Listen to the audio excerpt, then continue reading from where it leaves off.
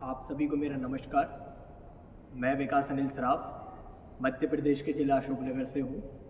और मेरा पैतृक निवास मुंगावली में है, जो एक बहुत ही प्राचीन जगह मैं मानता हूँ कि न केवल हमारे गणेश शंकर विद्यार्थी जी के आधार पर, मैं मानता हूँ कि उनके एक एक स्मृति के आधार पर हमारी मुंगावली, मैं अपनी मुंगावली के बारे में जितना कहूँ उतना कम है, क्योंकि हमारी मुंगावली ने इस देश की पत्रकारिता, इस देश के साहित्य को, इस राष्ट्र की चेतना को एक बहुत ही प्रखर व्यक्ति का व्यक्तित्व समर्पित किया था। वो थे हमारे गणेश शंकर विद्यार्थी जी। मैं अपना सौभाग्य समझता हूँ कि मैं उनकी तपोभूमि से जन्म लेकर आज यहाँ दिल्ली के नेशनल आर्काइव्स ऑफ इंडिया में खड़ा हूँ। ये ना केवल मेरा सौभाग्य है कि मैं उनकी तपोभूमि से हूँ, बल्कि मेरा ये भारतवासी होने का भी गर्व महसूस कराता है कि मैं आज प्रधानमंत्री श्री नरेंद्र मोदी जी और राष्ट्रपति श्रीमती द्रौपदी मुर्मू जी के नेतृत्व में एक युवा के तौर पर यहाँ पर खड़ा हूँ। यही मेरा सौभाग्य है कि मैं ग्वालियर चंबल से भी बिलोंग करता हूँ, क्योंकि वहाँ की जो जनसेवा की गौरवशाली परंपरा है वो हमें जीवाजीराव महाराज के आधार पर, राजमाता साहब के आधार पर, माधवराव महाराज के आधार पर और वर्तमान में श्रीमंत महाराज ज्योतिरादित्य माधवराव सिंधिया जी की जन सेवा की एक प्रखर अमिट छाप के आधार पर मुझे इनहेरिटेड करके मिली है,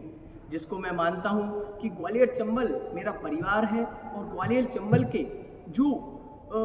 ऐतिहासिक पौराणिक चीज़ें हैं जो हमारे ग्वालियर में, जैसे भारतीय संविधान की एक मूल प्रति हुई, ऐसे गौरवशाली इतिहास हम लोगों को वहाँ पर मिले हुए हैं भारत सरकार के द्वारा। ना केवल वो इतिहास हमारे लिए बहुत बहुमूल्य है, बल्कि एक पथ प्रदर्शक भी है कि कैसे हमें संवैधानिक मूल्यों को अपनी धरातल पर, जमीनी स्तर पर लोगों की विकास और प्रगति के लिए लेकर जाना है, बल्कि साथ और साथ उन विकास और प्रगति के आधार पर प्रधानमंत्री श्री नरेंद्र मोदी जी का सपना, विकसित भारत का सपना, हम जैसे युवाओं को कैसे आगे बढ़ाना है। यही हमारी सोच और विचारधारा का आधार है और मूल है कि हम अपनी उस सोच और विचारधारा के आधार पर, जो भारत में जन्मी है, जो ग्वालियर चंबल में जन्मी है और मेरी खुद की सोच और विचारधारा जो मुंगावली में जन्मी है, उस विचारधारा को कैसे विश्व पटल पर गौरवान्वित करूं, यही मेरा प्रयास है। ये मेरे लिए केवल एक मंच नहीं है, ये मेरे लिए सौभाग्य है कि the national archives of India ने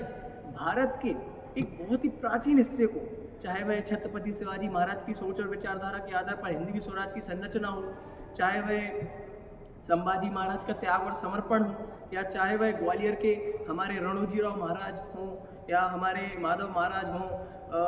या हमारे महाजी शिंदे महाराज हों, कोई भी, मतलब जो युग पुरुष है जिन्होंने त्याग और देश की एकता अखंडता के लिए अपना सर्वोच्च न्यौछावर कर दिया हो, उन सभी की बहुमूल्य धरोहर को यहाँ पर संजो कर रखा हुआ है। मैं आज यहाँ पर आया हूँ तो केवल इसलिए नहीं कि मेरे को इन बड़ी बड़ी बिल्डिंगों की इनकी नीति या ये प्रभावित करती है, बल्कि मैं यहाँ आया हूँ तो केवल अपनी सोच और विचारधारा और अपने विज़न के आधार पर उन अभिलेखों को देखने जिनमें इन महापुरुषों की त्याग की गाथा गाई जा रही है। और मैं प्रयास करूँगा कि अपनी सोच और विचारधारा के आधार पर उन अभिलेखों को देखकर, उनकी तस्वीरों के आधार पर उस सोच और विचारधारा का प्रवाह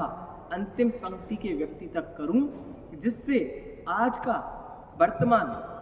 भविष्य के लिए एक पथ प्रदर्शक बने, जो अतीत की गाथा से जुड़कर और एक युग का नया